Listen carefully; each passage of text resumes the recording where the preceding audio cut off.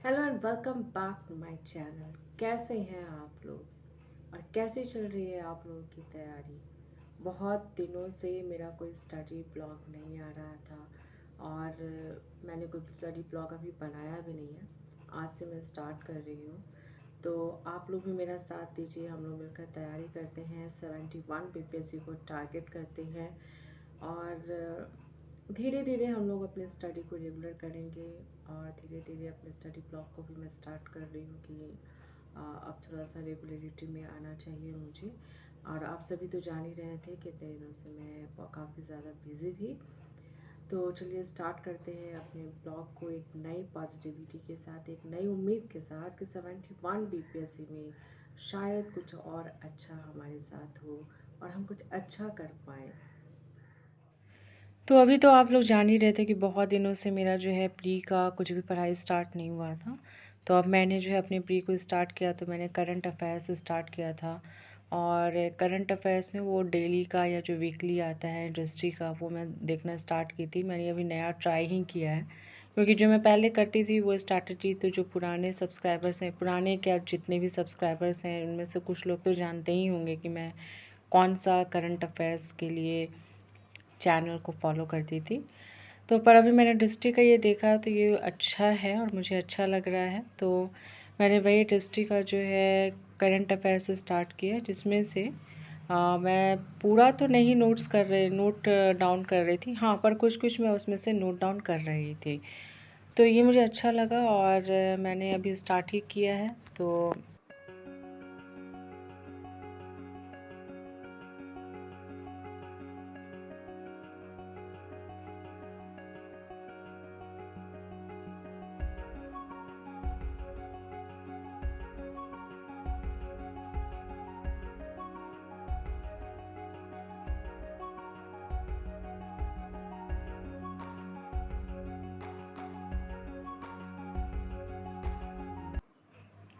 जैसा कि उसमें क्वेश्चन जो कुछ कुछ था वो मैं आपको बता रही हूँ कि जैसे शिवाजी ने जो वेना लेक बनाया था वो क्या मैनमेड था या आर्टिफिशियल लेक था, क्योंकि इस तरह के क्वेश्चन जो होते हैं वो हिस्ट्री से भी एसोसिएटेड करके करंट अफेयर्स को बनाया जाता है। तो जो वेना लेक था वो मैन मेड लेक था, मानव निर्मित लेक था। अब दूसरा क्वेश्चन ये है, मैं आपसे पूछ रही हूँ कि जो नेट्रॉन झील होता है ये कैसा झील है? नमकीन झील है या मीठे पानी का झील है? दूसरा कि तंजानिया और केन्या की सीमा पर स्थित है क्या? आप अपना ये जो आंसर है चाहो तो कमेंट बॉक्स में लिख कर दे सकते हो कि जो नेट्रॉन झील है, जो कि करंट अफेयर्स में है ये क्वेश्चन, तो तंजानिया और केन्या की सीमा पर है या नहीं है। दूसरा कि आपका जो क्वेश्चन है लामयाक क्षेत्र, ये जो लामयाक क्षेत्र होता है ये कहाँ है, ये आपको इसका आंसर देना है। और फिर अगर आप आंसर दोगे तो मुझे बहुत ज़्यादा खुशी होगी, और अगर आप नहीं दे पाओगे तो ऑफ कोर्स ये जो सीरीज़ है करंट अफेयर्स का वो आप देखो और आपको उसका आंसर मिल जाएगा। ये जो करंट अफेयर्स में देख रही थी मैंने जो है 3 मई से मैंने स्टार्ट किया है, तो आप उसे सीरीज़ को देख सकते हैं। और इससे पहले तो मैं जो है गौरव सर का भी करंट अफेयर्स करती थी, और ऐसा नहीं था कि मैं वो करंट अफेयर्स कर रही थी या द हिंदू न्यूज़पेपर कर रही थी तो मेरा सिलेक्शन नहीं हुआ था प्री में। तो क्वालिफाई इस बार भी हुआ ही था, बट देखिए जैसे जैसे परिस्थितियाँ बदल रही हैं, एग्ज़ाम का पैटर्न कब क्या हो कुछ समझ नहीं आता। तो थोड़ा सा यूपीएससी को लेते हुए भी चलेंगे कि यूपीएससी में किस तरह के करंट अफेयर्स रहते हैं, क्योंकि देखिए अब कुछ कहा नहीं जा सकता है कब क्या चेंज हो जाता है क्वेश्चन का पैटर्न, तो आप सबसे छुपा हुआ तो है नहीं।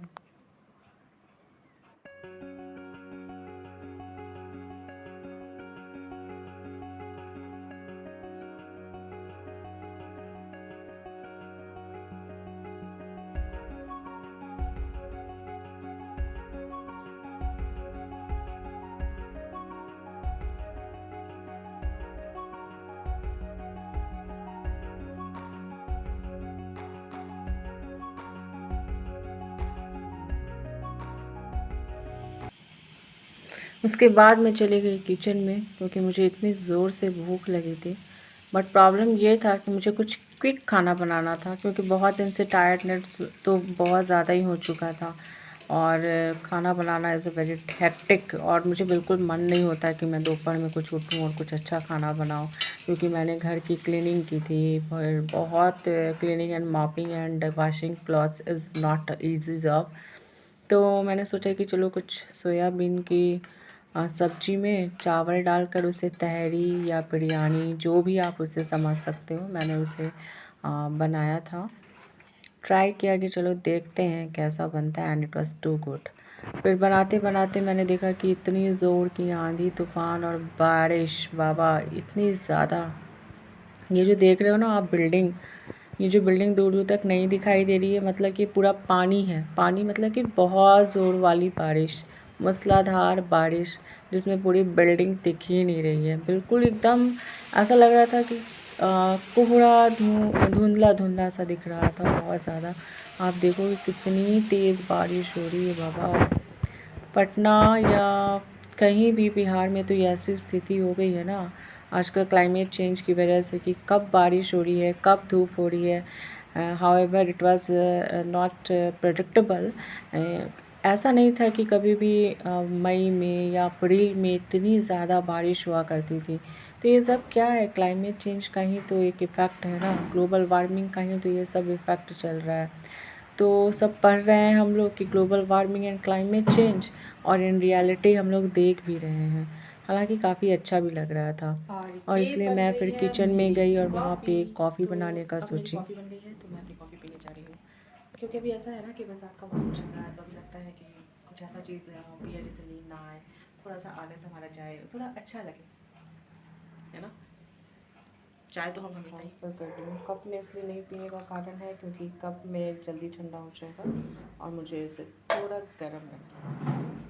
तो मैंने अपनी कॉफ़ी लिया और मैं चली अपने रूम में, देखते हैं कि कॉफ़ी कैसी बनी, क्योंकि मेरी कॉफ़ी मुझे लग रहा था कि बहुत ही लाइट कॉफ़ी बन गई है। मुझे थोड़ा डार्क करना चाहिए था, it's too light. I don't know इसे पीने में कैसे, इसे अमूल के पाउडर वाले दूध में बनाया है।